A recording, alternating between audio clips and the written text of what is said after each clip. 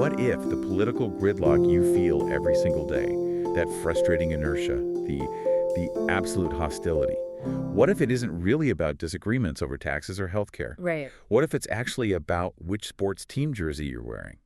Welcome to the deep dive. We're glad you're here for a bold new take on book coverage with this extended analysis. This is more than just a summary, though we do include that. Hmm.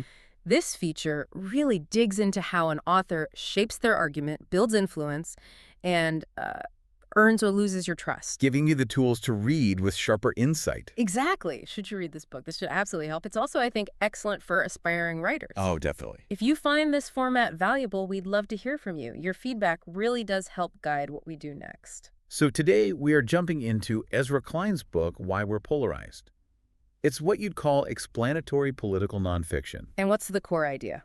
His central argument is that modern U.S. politics is driven way less by policy disagreements and much more by this systemic identity-based conflict. He calls it megapartisan. So it's not a moral failing. He's not looking for the bad guy. Exactly. He's saying polarization is the predictable outcome of how our institutions and our own psychology are interacting right now. And as we get into this high-level analysis, just a quick note. You are experiencing a unique two-host AI conversation powered by Google's Notebook LM for a deeper and more dynamic look at the book. Okay, so before we get into the nuts and bolts of political failure, let's talk about trust.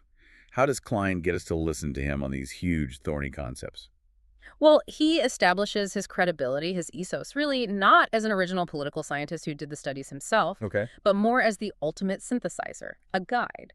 As a co-founder of Vox, he has this well-honed explainer journalist style. He translates all this complex academic work from political science and social psychology into something clear. For an audience that follows politics but maybe doesn't have a PhD in it? That's it, exactly. He's basically saying, look, I didn't invent this theory, but let me show you the mountain of data that supports it. That's such a key move. He's not asking you to take his word for it. He's asking you to accept the body of evidence he's pulled together. And it works. When you read the reviews, people constantly call the book clear and persuasive. Because he's building his case brick by empirical brick, citing study after study. Right. And that logical rigor, that's the core of the book's appeal. He uses those sources to build out a very clear structural strategy, which I think is really helpful for the reader. He knows he can't just drop the conclusion on you from page one. No, he has to build the argument. And he does that by moving from the small to the large, right? From the micro to the macro. Yes. He starts by explaining us, the human brain, our own tribal tendencies. It's structured like a funnel. You start with the basics of group identity, that human tendency for in-group favoritism. And out-group hostility. Then he widens the lens to show how political parties and the media capture those raw impulses. And only after he's laid that groundwork does he get to how our institutions, the Senate, the presidency, turn it all into dysfunction. So it's a very deliberate flow. Yeah. Psychology first, then the systemic crisis it creates.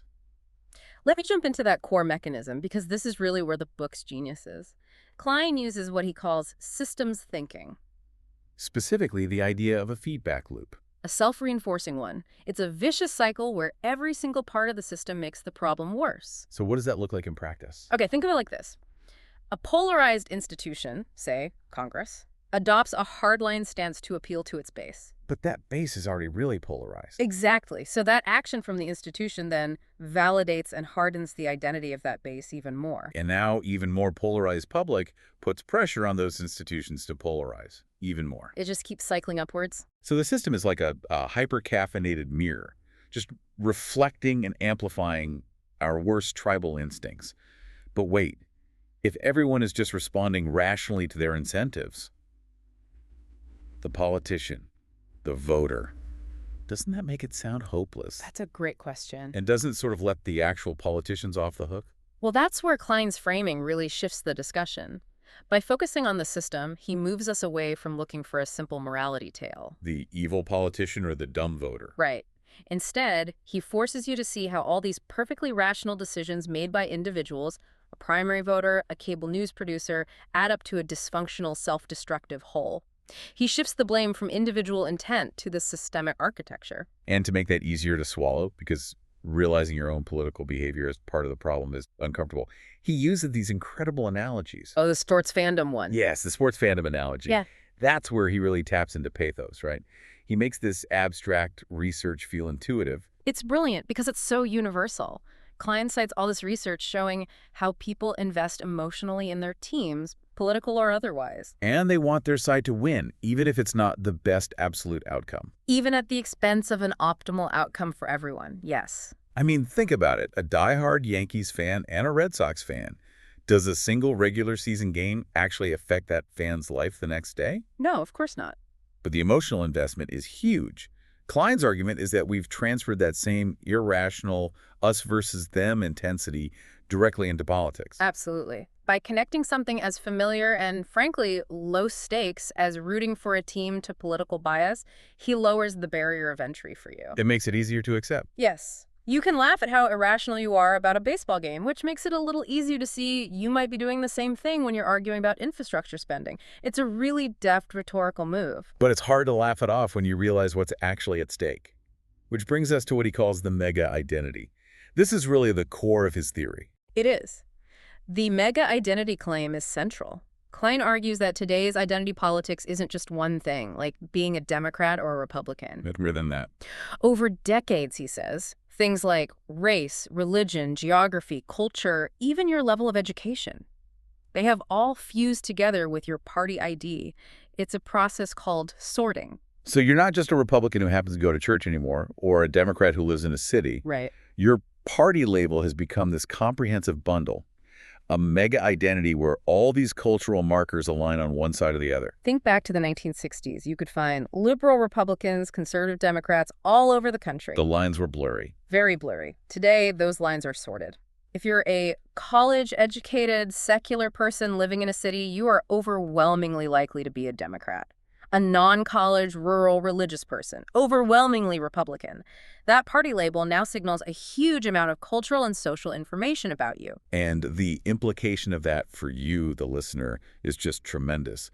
This stacking effect means every single political dispute, from the local school board to foreign policy, feels existential. It's not just a disagreement over a policy tweak anymore. It's a culture war, fought with ballots. And it raises the stakes of politics to an intolerable level. I mean, if your political identity is just one small part of your life, compromising on a tax rate is, it's easy. Okay. But if compromising with the other party feels like betraying your race, your region, your faith, your entire worldview, that whole identity bundle, then the incentive is to fight to the death. Which explains so much of the fear and the hostility. It's dramatically intensified. That concept alone is a huge cognitive shift for anyone reading this, moving way beyond the superficial takes on our political climate. And this is probably a good spot to mention. We encourage you to check out Mindful Moments, our YouTube channel.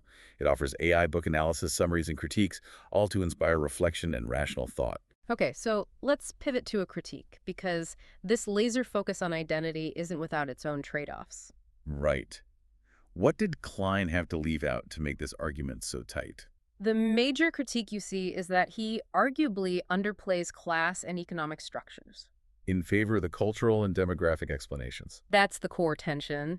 And the rhetorical trade-off is clear. Privileging identity aligns the book perfectly with all this modern social psychology research. But critics, especially from the left, argue it might narrow the perceived causes of polarization. They ask, are people voting based on fear of cultural loss, or are they voting against the forces that shipped their jobs overseas and made their healthcare unaffordable?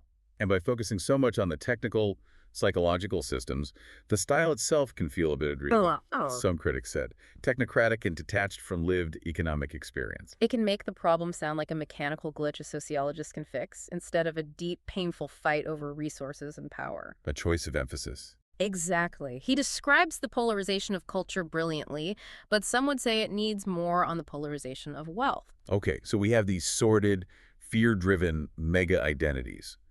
How does Klein argue this identity stacking actually breaks the U.S. government? This is where he flips the script.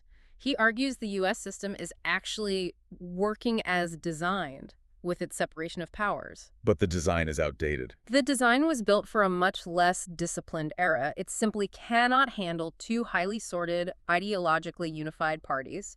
The founders thought factions would be small, numerous, overlapping. They never expected everything to fuse into two giant warring camps. So the system's architecture, which was designed to force compromise, now becomes an engine for obstruction. Precisely. What are the big examples he uses? The Senate and the Electoral College really stand out. In the Senate, a rule like the filibuster stops being a check on impulse and becomes an absolute reward for obstruction. Because a unified minority can block almost anything. And because of malapportionment, the Senate gives huge power to small, rural states that are often very homogenous and lean heavily toward one party's identity stack. So you end up with a situation where one party can represent a majority of the people but can't govern, and the other party can represent a minority of people but has veto power. Yes. The system rewards geographic and identity sorting, not compromise. And that leads us to the media. It's not let off the hook, but it's framed in that same feedback loop way. The media is both a reflection and a massive amplifier. It's not causing the polarization, but it is exploiting it. How? Well, political media naturally caters to its most engaged audience. And who are the most engaged? The people who are already the most polarized? The ones who live inside their mega identity. So by creating content, cable news, websites, social media feeds, that validates that group. The media hardens their identities and completely distorts their view of the other side. They're not just consuming news, they're consuming validation, ammunition. So instead of pointing a finger at one villain, Klein rhetorically implicates everyone together. Media organizations, political elites, and the most engaged citizens. They're all just nodes in the same dysfunctional loop. Each acting in their own rational self-interest. And the sum of it is this. The orchard is the problem, not just a few bad apples. So to wrap up, what's the final synthesis here? It sounds like the book is incredibly effective at its main goal. Absolutely. It succeeds in reframing polarization as a complex, systemic logic, not a moral failure. It pulls the reader past the shallow, both sides cliches. And into a much deeper structural understanding. Yes. You walk away seeing polarization not as some accident, but as the predictable, almost inevitable outcome of how American identities, institutions, and incentives are currently set up. It forces you to see your own place in that system. Which raises a final provocative thought for all of us to consider. If polarization really is this predictable, self-reinforcing system powered by our basic human need for group identity, what responsibility do we have as individuals whose identities feed that system in choosing which feedback loop to prioritize? Do we keep feeding the conflict, or do we actively look for an exit ramp? Thank you for joining us for this extended analysis. Click the link on screen for the in-depth book summary. Subscribe, share, purchase through the link, and think rationally. See the many genre-based book podcasts at Mindful Moments. Subscribe and nourish your mind on the go.